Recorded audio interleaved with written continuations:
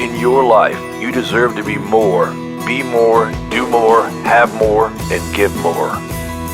And now the Becoming More podcast with Dianna Kokoszka. She was the only one to lift me up. All right, so let's set the stage. We have 5 weeks to cover this book. There are 20 chapters, so that equals 4 chapters each week. And hopefully you've gotten into the book. If you haven't gotten into the book yet, that's okay. You'll still learn something from this community today. So what we'd like to do is 4 people share what their intention is to get or to become from reading this book and working through the book club with us. What's your intention, your expectation, some people might call it? I like intention because you may not know what to expect yet. All right, so we got Kyle. Good morning, all. My intention is just to learn more about myself. I don't know what to expect through this whole process. Full disclosure, this is the first time I've read a book in 26 years. All right. Textbooks not included. Congratulations. So I find reading very challenging, and I have to put my mind to it. And I think that doing this in this format will help push me along this journey. So I'm excited for it. Well, Kyle, know that you're not alone. What was the stat we looked up the other day for a radio show? I think it was in the neighborhood of 60% of North Americans do not read another book after formal education. As soon as I found Cole's notes, I stopped. Yeah, Gene, I know you're flabbergasted because And so is Karen. books are your life. But it was a crazy stat. All right, Karen, what's your intention or your expectation?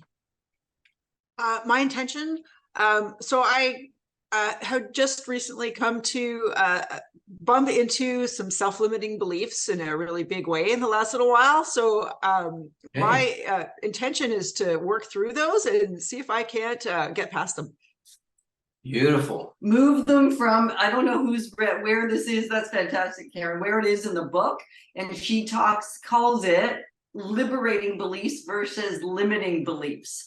And so moving to those ones that liberate us rather than limit us from the thing that we want to do. Because I know what you're up to, and I feel like I'm a catalyst or an impetus in making this jump for you. And I'm so happy that every single one of you is here. And I'm sure more than one person has to work through limiting and move them to liberating. Okay, beautiful. And we're moving to Bossa Day, but while we talk to Bossa Day, one person create the courage because I said we'd talk to 4 people about their intention, and Bossa Day is number 3. Go ahead, Bossa Day. Okay, so for me, I hope this will help me to get a better version of myself, in all aspects of life, and to become more in my career as a realtor. Okay, beautiful. I think what Yetta and I have found is the more we learn, the more we grow, the more we realize we have more room to grow, right? You never arrive. So I think that's beautiful, Bossa Day. You just want to become more. And Monica, I see your hand. Thanks for your bravery, your courage for putting And we're going to do 5 because Cheryl's is already up. Oh, Cheryl's is up as well. Okay, go ahead, Monica. Thank you. This book really, I'm excited about it. It really, the first 4 chapters have moved me in a way that I have not been moved in about 4.5 years. I'm not becoming right now. I'm just a little bit stuck. So I have self-limiting thoughts, and I'm really looking forward to learning how to overcome those. It's holding me back. It's holding me back. And I knew that, but to have it so beautifully written and easy to read and understandable is it's an eye-opener, really. So I'm looking forward to learning. Awesome. Yeah. That's great, Monica. Thank you for having the courage, Mm-hmm. because it all starts at courage. We did a business planning clinic, and courage is where all the beautiful things start. Under courage is fear Shame, and guilt, shame and guilt and all the ugly energies. Above courage is where all the fun begins. Mhm. And Cheryl, Good morning, everyone. Excited to be here. So I've been on a journey, a self-reflective journey for a number of years now. And I think what I'm choosing to do now is I feel like I've been trying to move push myself in every aspect of my life. And it's overwhelming. And it allows me to maybe not hold myself as accountable as I could. What I'd like to do is I want to narrow things a little bit, and as opposed to trying to push myself in as many different ways as possible, I want to get a little bit more focused and really choose one or two things to really focus and push myself. okay. Because it's Which, like, can I just speak to that for a second? I love that, Cheryl. That is bang on, perfect. When we did the business planning clinic, for those that weren't there, this is bonus material, which really does help people move forward. When we have 1 to 3 goals, they've proven this again and again, or 1 or 3 focuses, or 1 to 3 intentions, we're going to accomplish probably 1 to 3 intentions. We're going to accomplish those goals. Probably not going to be that hard. If we have 4 to 7 intentions or goals or things we're focusing on, we are going to accomplish probably 1 max. If we have 8+ intentions that we're focusing on, where we say, well, I love everything about this, I'm going to take everything away, you're probably going to accomplish 0. And isn't it, we think that more is better. And in fact, from a focus perspective, less is significantly better and an easier way to becoming more. Yeah, Cheryl wants to say something. I can so see it. go ahead, Cheryl.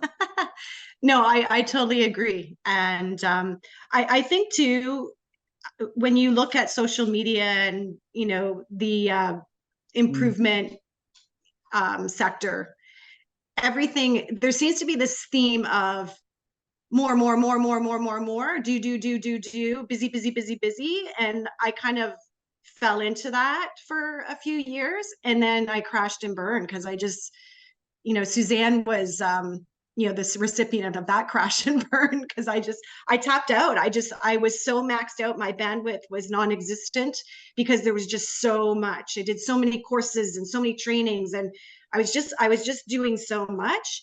And so I agree. I think I need to I don't think it's go more all the time. I think sometimes we have to just step back and say, you know what, this is what my capacity is at the moment. This is what my capabilities are.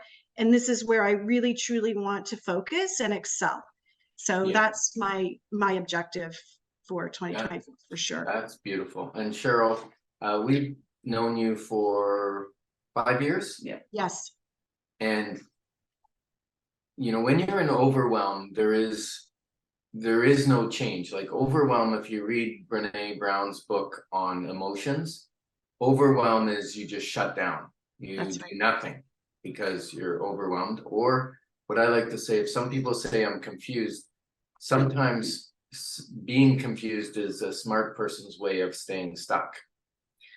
But that's not what I'm saying is happening with you. But I would like to acknowledge you because I've seen your growth path, and it's been, you haven't just taken off, you're in a rocket ship in the growth I've seen in you in the last 5 years. And sometimes we stay in the gap. It's another great book. It's called Gain and Gap, right? Yeah. Or Gap or Gain? No, Gain and Gap. Whichever way it's written. We look at the gap to where we want to be as opposed to the gain from where we've Right. come. And some people see where we've come because they're external. And sometimes we can't see it. We're stuck in the forest and we can only see how far we've got to still go. And it's really great to turn around, have milestones that you can see, oh, look, I got to this, I got to this, I got this. And it's a beautiful thing. What you're saying is you just want to focus on one thing, because 1% needle movement, if you change 1%, say a week or a month, in a year it's significant. In a few years it's transformational. So yeah. And I love what Jules is saying. Sometimes becoming more means doing less, but with purpose and intention. Beautifully said, which is why we're starting with intention.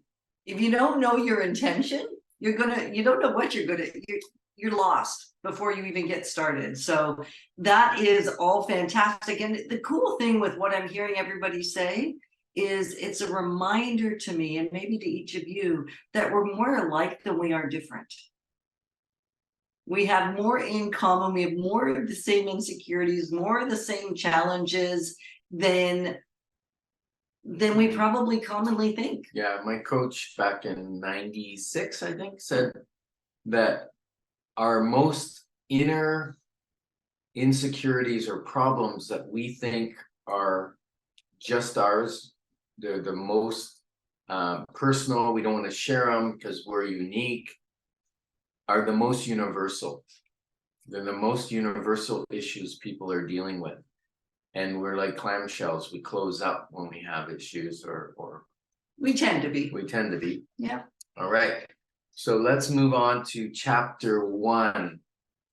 And again, we're going to ask for some volunteers. We'll start with 3. Okay, let's start with 3.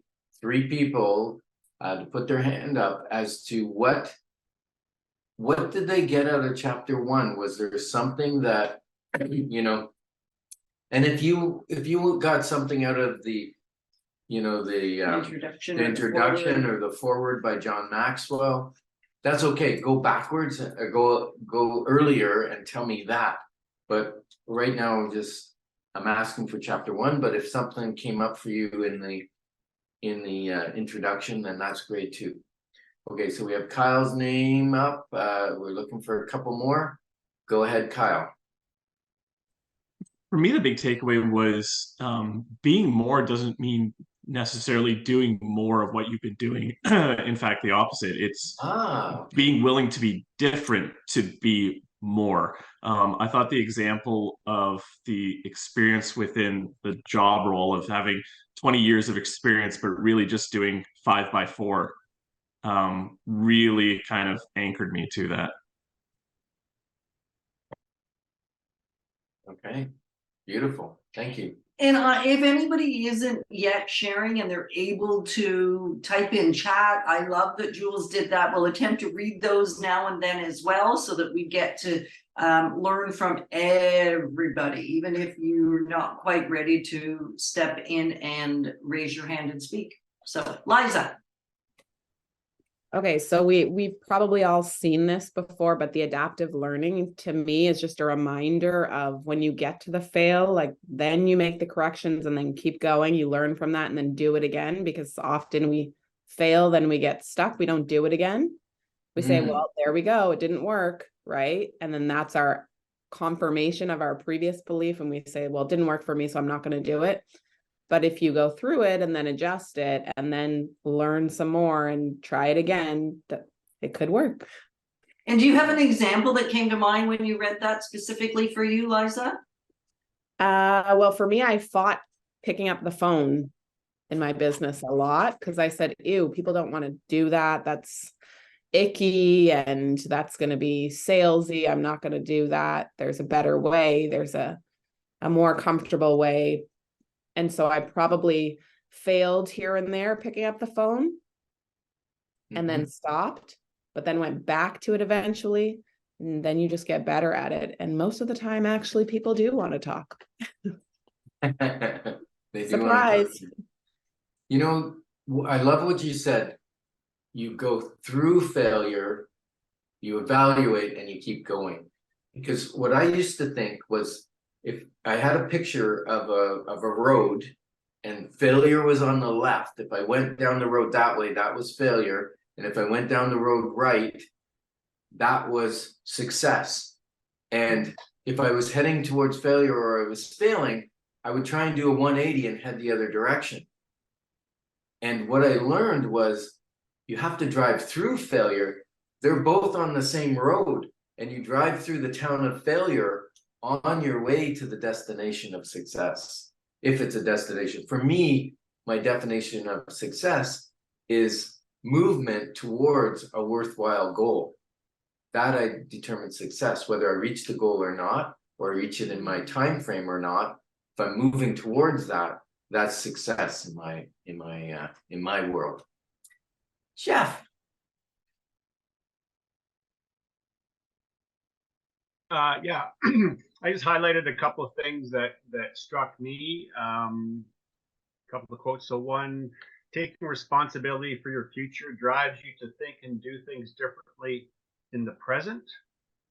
And we are made wise not by the recollection of our past, but by the responsibility of our future. So I guess what really struck me was, you know, whatever happens in our future, it's our responsibility to make it happen. And you know, based on what's happened in the past, we can change that, and that's all fine. But it's really what you want in the future that is important. That's going to push you to make changes. Mm-hmm. Beautiful. Love that. Really good. All right.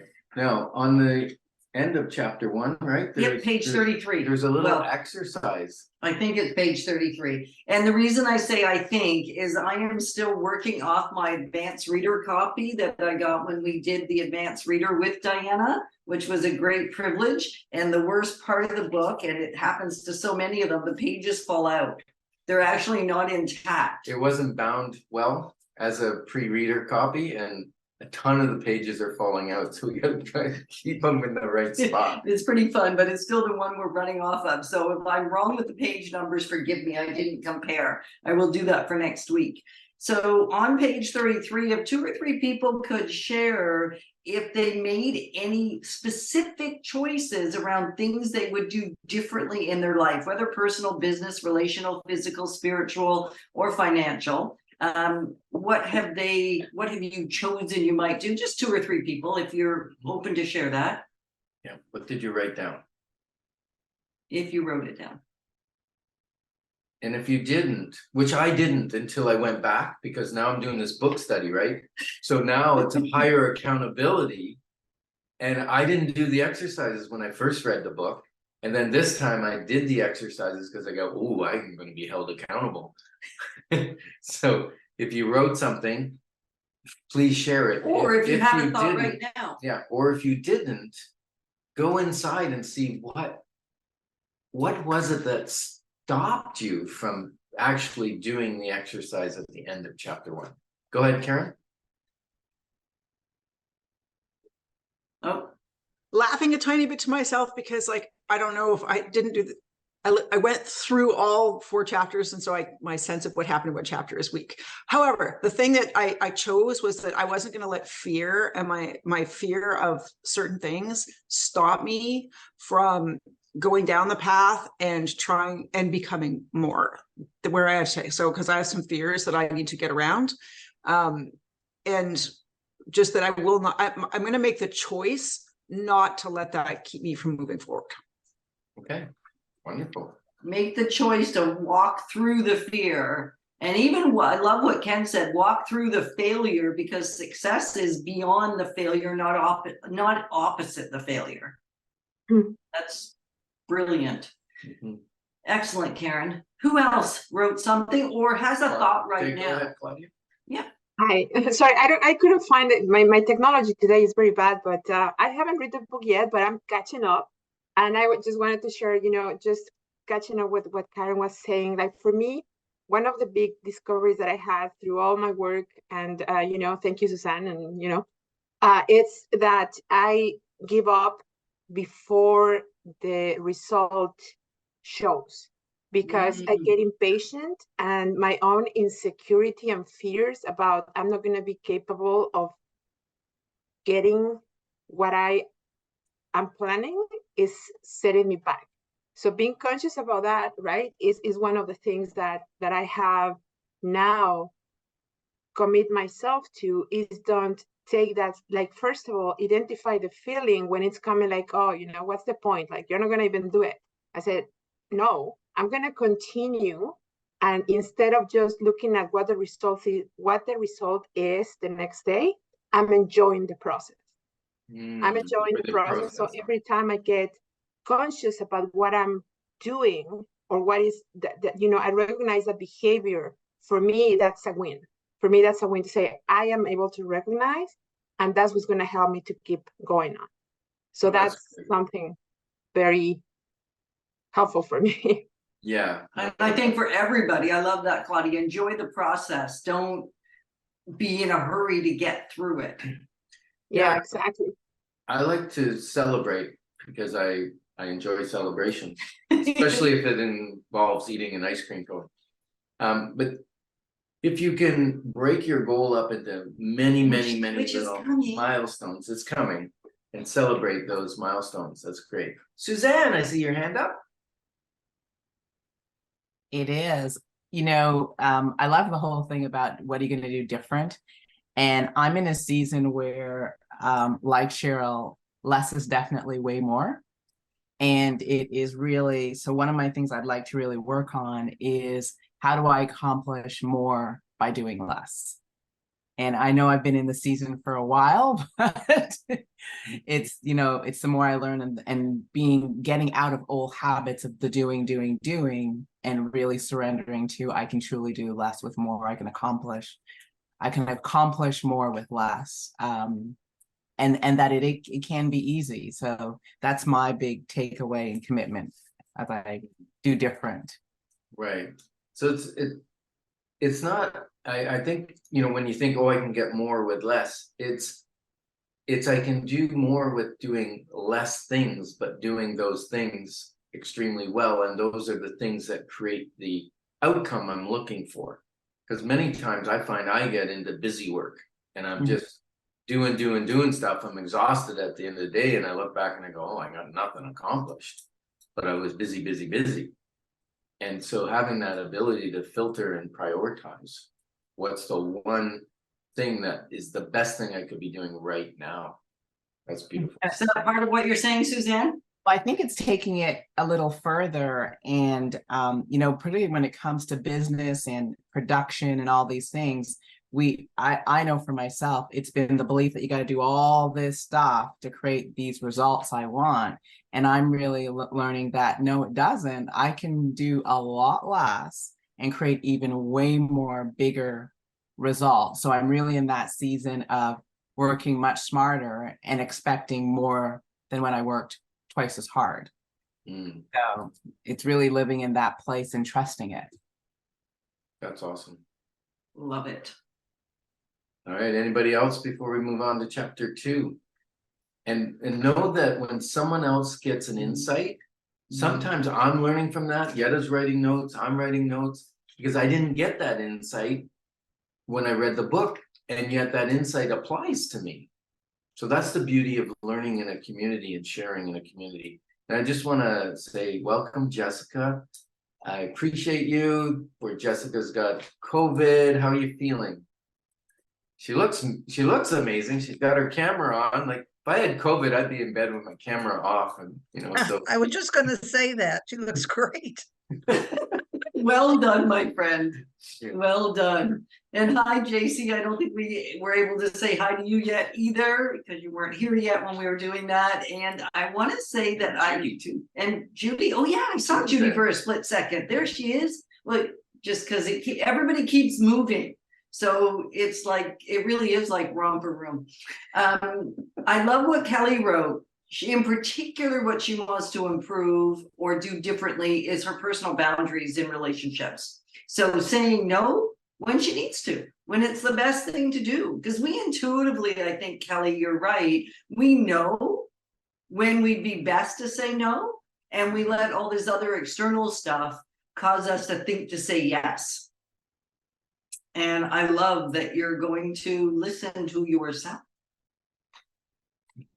Excellent. And Chantel said, focusing less on what could have been and carve a new path forward that excites and motivates. That's a fantastic thing to do differently. And are you starting to hear as you're listening to each other and as you're reading their comments, are you starting to see who your other one or two peoples are in this community? Because they're on a very similar path to you. Like, start to make connections. Like, this isn't just so you can do this piece. It's also to be thinking about, who do I want to get connected to that's going to move this even further for me outside of the book club? That's deep. It's not as smart. Well, it's deep. Yeah. Okay. Chapter 2. I'm just watching the time because we have committed to 1 hour and we want to honor your schedules. And I love the title, Grow Within or Go Without. Oof. Yeah. Dianna used to say your business only grows to the extent you do. I bet she still says it. She probably still does. Yeah, and by the way, Yetta's been playing phone tag with Dianna. And it's American Thanksgiving today. So she called me yesterday afternoon and I didn't try to call her back yet again. So I figured I'd leave her alone today and we'll connect next week. But I do anticipate, based on the connections I have had with her, that she will join us one of these weeks. And it'll be a surprise because life happens. And so I don't want to put her in a commitment where she has to be a certain week, but I am sure she will join us, which will be very cool. That'll be fun. So as you're reading, if you think, oh, I wish I could ask the author this, write that down because you will get the opportunity to ask the author that. Isn't that cool? And that particular week, we probably won't do the format we're doing today. We'll just do a Q&A with Dianna as long as you have questions. If you don't have questions, we'll just do the regular format. So. All right, chapter 2. Insights. Cheryl's got her hand up. And I love that people are participating. Yeah. And if you haven't had your hand up yet, just think about why that is. And maybe you want to think about putting your hand up at some point soon. Go ahead, Cheryl. Okay. So this was a big chapter for me, even though it's a short chapter.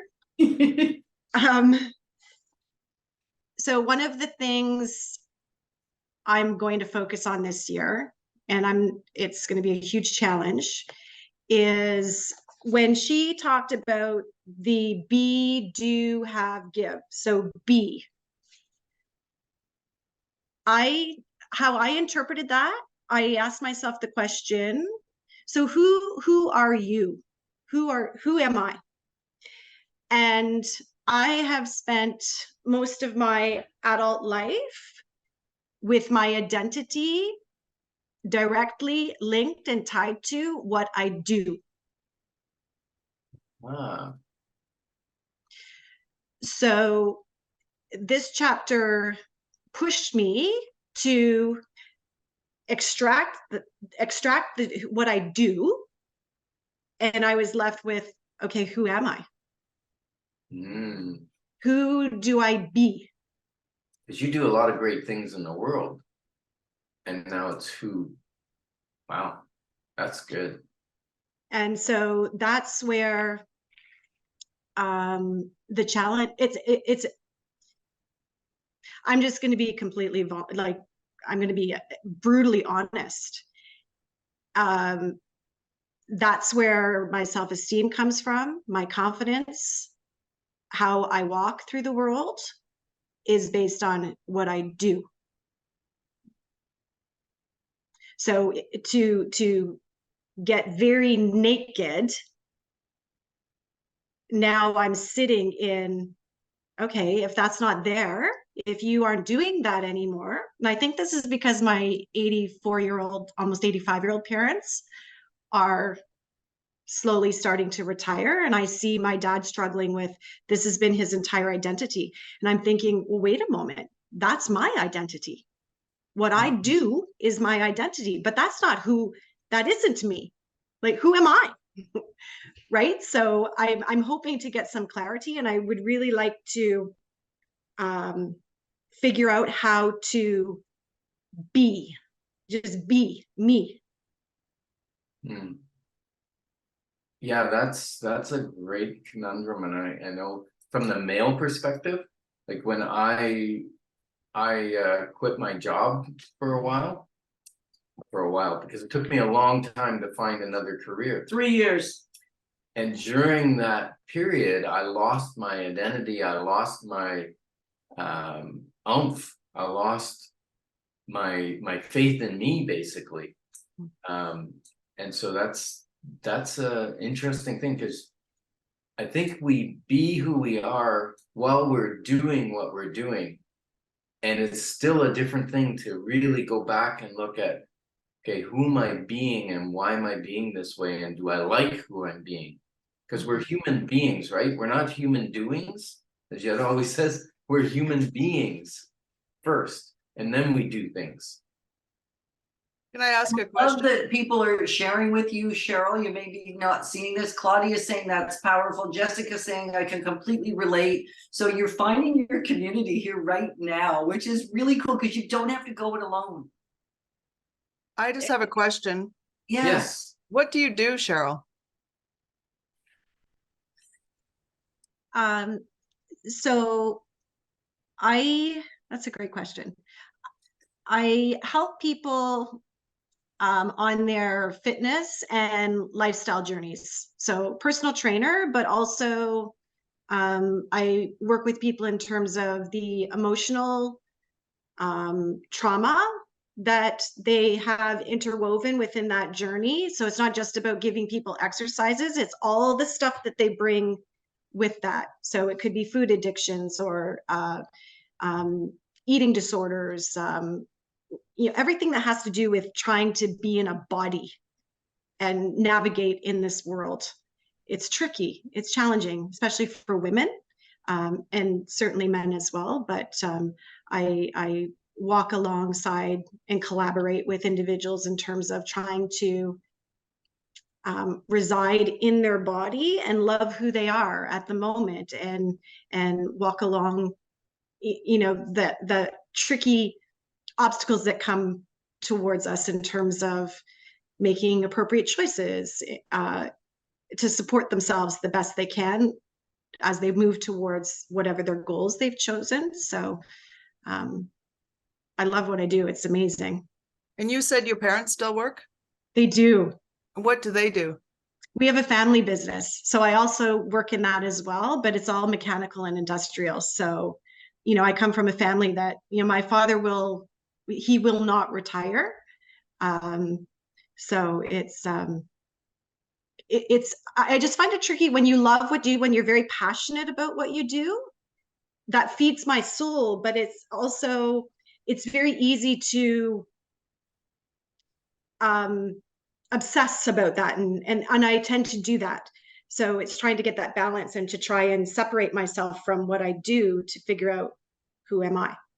That's fantastic. I mean, it's a great realization, and you're going to get the success, and the people are coming alongside. Michael's saying something which I absolutely love. He can relate to what Cheryl's saying because in his former job, his name literally changed to his company's name. Wow. And Cheryl, you're being a little modest. You're also a CEO of that valve repair company, and you just recently you purchased another valve company. So you're probably one of the largest large valve mechanical companies in Ontario, I would think. And you do that in your spare time while after training people and helping people. So yeah, I can see why you're busy doing and wondering who you're being. And remember, you bring who you be to everything you do, and you have a beautiful soul. You have released Yetta from someone that hated exercise to someone that really enjoys movement and boxing and all kinds of stuff, right? And that's I see you being a catalyst in people's lives for the change they desire in their life, and you do that beautifully. I wonder sometimes before we can become more, if we have to stop and become nothing and just rest for a while, just be still and let life happen and stop striving. And then we can kind of start up our engines again And I've been really keen lately looking at generational behavior. So if we look at like what our parents did, what our grandparents did, we will see a similar vein going through.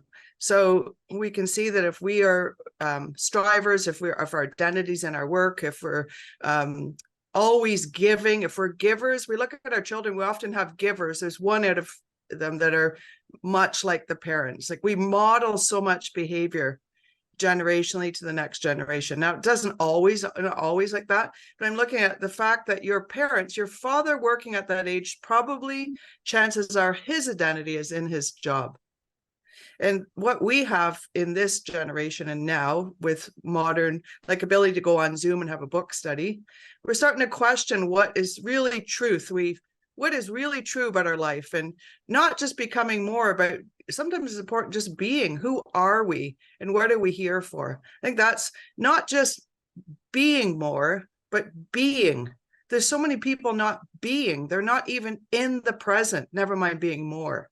Yeah, that's a great point, Judy. And I love what Suzanne is saying. It speaks to what you're doing. She asks herself the question. She's learned to ask this. And I think it's a great question for every single one of us to ask if you're willing to be courageous, which is, do I like who I'm being while I do my work?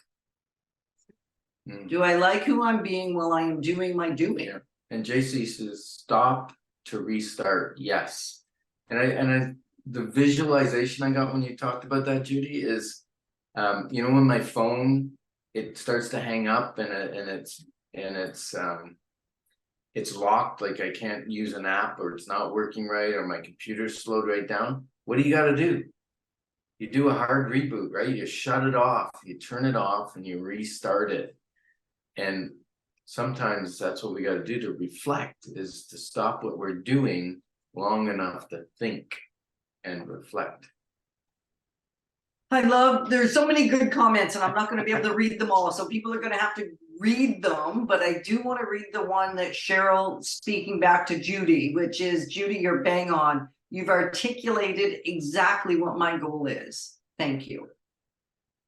All right, beautiful. Anyone else with something from chapter 2 that they are anxious to share? What did you write in the last page? Yeah. Page 41. Did anybody write something? Who would you like to be? Who's going to be brave enough? I think we'll stick with that one. Who would you like to be?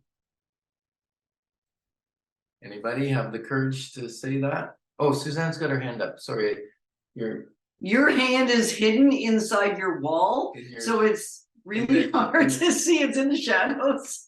Okay. I love it, Suzanne. Go ahead, Suzanne. On page 39, there is the quote by Darius Daniels. He says, you don't change your life by changing your life. You change your life by changing your mind. Oh. And for me, that's, given the work I do, that's just so bang on. And I think for me, it's always going back to that place of, what is the belief system that has me do the things I do? And are they real? And am I really committed to them? Or are they just belief systems that I've inherited and then blindly going along with, and they don't serve me? So it's really asking that question is, why do I believe this? So it's always going back and going, like, what are these thoughts, and do these thoughts serve me? Mm-hmm.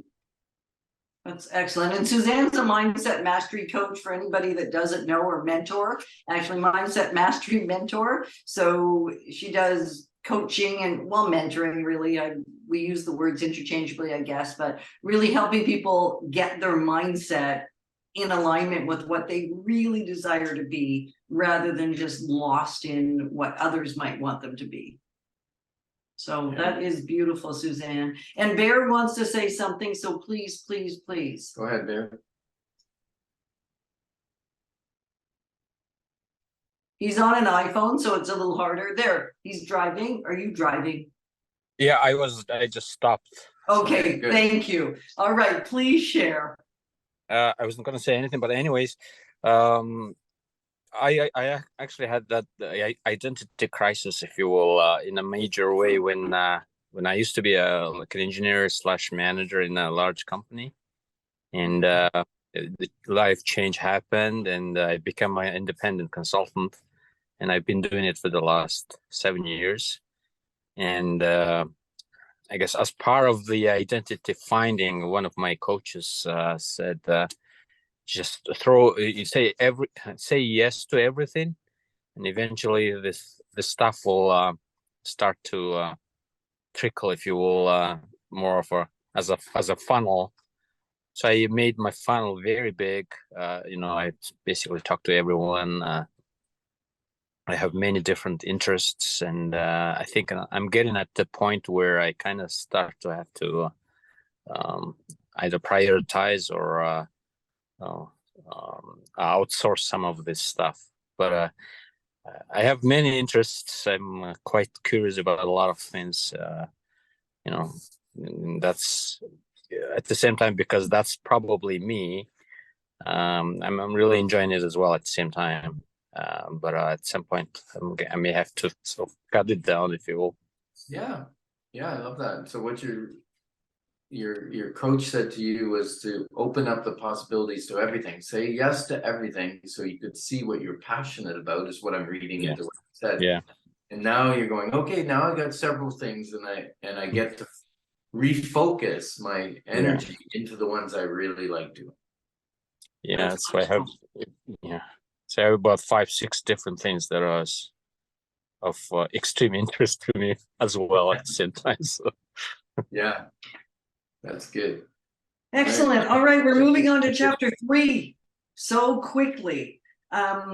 So this one here is a nice short chapter. It's like 4 or 5 pages. There's no questions at the end. So it's simply, what was your takeaway that's shifting things for you from chapter 3? Did you write in it? Did you circle something? Oh, yeah. If you look at my book, you'd be rather disgusted. So that is something I do. I totally trash a book. It's going to have color. It's going to have mess. I turn it into something so that when I read it the second time, if I want to read a quick read, I'm just reading my own notes and then going back to see the parts that resonate or my circles or whatever. So there's lots of ways of reading books. JC, I would love to hear what you have to say. You said a thumbs up. Oh, was it a thumbs up? Well, you're now moving into a hands up. What and if it wasn't from chapter 3, what from chapter 1, 2, or 3, or we'll even let you jump ahead to 4, is shifting things for you, or even something you've heard today? I mean, we can start to shift who we're being just by the dialogue that's happening in this Zoom. Yeah, I really find the dialogue happening today is kind of solidifying everything. I'm feeling pretty excited that I'm here listening to all of this and getting the opportunity to read the book. I don't really have a lot of specific moments. I haven't highlighted anything or written any notes down, so I'm not having any quick moments, but I'm just enjoying knowing that, we are all similar and we are all looking to move forward. And I mean, doing it together in a community is going to make it much more fun than doing it on your own. So I'm just glad you guys have put this together, and I appreciate being here. Well, we love having you here, and I love what you're saying. It will move you forward because you're doing it in community in a way that you can't move forward by yourself. Like, it's actually an impossibility. Even if you're a great internal processor, even if you do a lot of great thinking on your own, when you bring together other great minds, you're going to get something you didn't get on your own. So I love that, JC. That is fantastic. Karen says the message of embracing change is what really resonated for me in this chapter. That's great. And you know what? A few of us, Gina, Paul, maybe Patty, I'm not sure, Sherry, I believe, we've all sat at the feet of Dianna when she's done trainings and coaching, and so we kind of get the author and where she's coming from, which is a real cool vantage point. I don't know if anybody else has met Dianna in person or sat in some of her trainings, which were designed to really change who you're being so that you could do what you needed to do to get what you really wanted. And to give what you felt you were called to she give. added that now. I know. Yeah. Can I make a point here on chapter Yes. 3? So on the first page of chapter 3, page 43, it says your thought life influences everything that follows. Thoughts encircle your mind and develop into beliefs that you accept as truth. Belief serves as nutrition for your values, which anchor and guide your life. So I just wanted to comment because that stuck out. I've highlighted that because I've had the awesome privilege of having older people in my life when I was younger, and they extended a great deal of wisdom into my life that I was smart enough to listen to and catch as a young girl. And one of the things they taught me was be careful what you feed your mind. So be careful who you spend time with, be careful how you speak, be careful what you listen to, be careful what videos you watch, be careful what you read. And I think what we feed our minds with is essential to what our thought life is, and our thought life is essential to how we behave and see our world around us, but also how we see ourselves in the world. And I often see people filling themselves with, and I'm not perfect, so I'm not saying that I'm as human as everybody else, but what I have is the wisdom of those older people that I have lived my whole life on that principle. Be careful what I feed my mind. So there's lots of things that I'll walk away from gossip. I absolutely hate gossip. And I've made my mind up as a young person to hate gossip. And gossip is fun. Like it's just as fun for me as it is for you. But the result of gossip is not fun. For an example. So for me, that's really been a key thing in keeping my life healthy is what I put in my mind. Yeah. That's great. That's fantastic. And Gina has her hand up. Go and ahead. so did Sherry. So we're going to circle no, back Sherry to Sherry. Did she have her hand up or Yes. was she clapping? It was a hand, but I don't have a hand. Oh, you should have a raised hand on your bottom of your screen. But go ahead, Gina, and then Sherry. I was just going to say, we have experienced Dianna's trainings before. As I was reading this, it became crystal clear that, yes, I did those trainings. Yes, I learned a ton of stuff. It paved the way for a lot of stuff I do even today. But I wasn't ready for this book. And as I was reading this book, I was like, very aware of how much more ready I am now than I was if you put this in front of me 10 years ago, 5 years ago, 3 years ago. You wouldn't have been ready for the content 5 years ago. Okay, interesting. I love that. Sherry. I have two little things. The first one gave me a bit of a giggle. It says, greatness is more like a crock pot than a microwave. I tend to want to do everything fast, and I'm learning quickly to slow down. And while I'm slowed down today, I wanted to say happy birthday to Chantel Durand. It's her birthday today. Oh, yeah, happy birthday, Chantel. Is this a good birthday gift to be connecting with all these crazy people? It's great. We would sing you happy birthday, but it sounds absolutely horrible on Zoom because of all the different time lapses and nobody is synced. And it usually sounds horrible anyways when I sing it, but it's worse over Zoom. But happy birthday. And did you have something you wanted to say? Because you unmuted. I was just saying thank you. Okay. All right. Perfect. Moving on to chapter 4. Yep, because we got 8 minutes. Can you believe we've already invested 52 minutes hanging out with each other? Fantastic. So chapter 4, what insights, perspectives? Just put your little hand up or your real hand because we are scanning the screen. Fortunately, we're not on 2 or 3 screens. We're fit just perfectly on one screen on our big Mac. So who would like to share an insight or perspective from chapter 4? Or if you now have the courage to share something from 1, 2, or 3 or the intro that you didn't, you can do it now.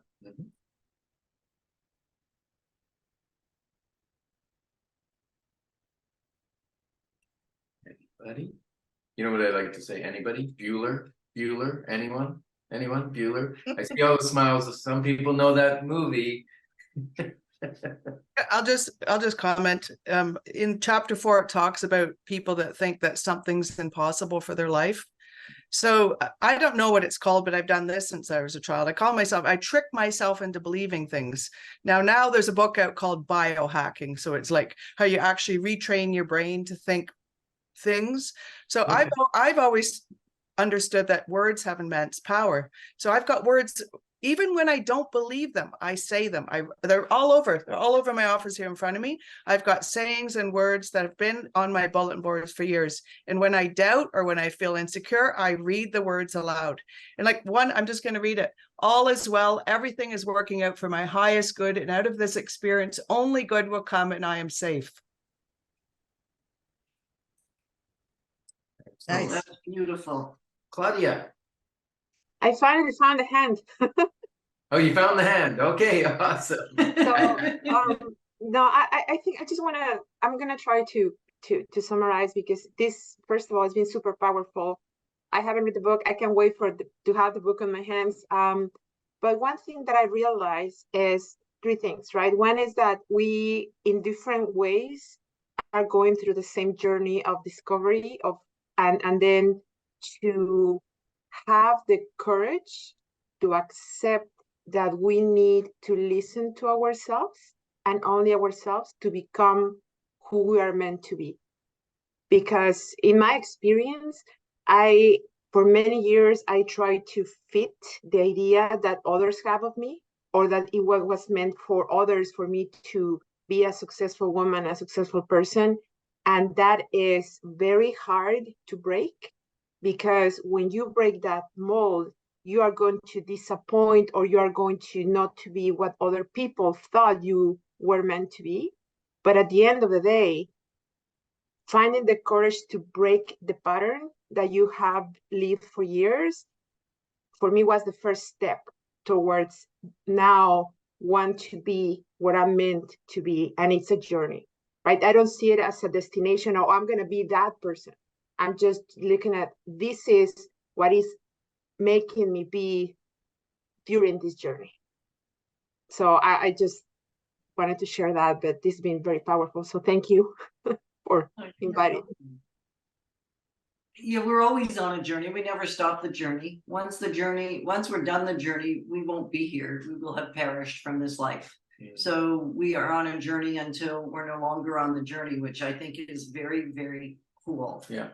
Kelly says chapter 4 is similar to what I was already dealing with in terms of trying to reprogram my brain from my nurture experience and become more of who I think I am naturally before all that happened.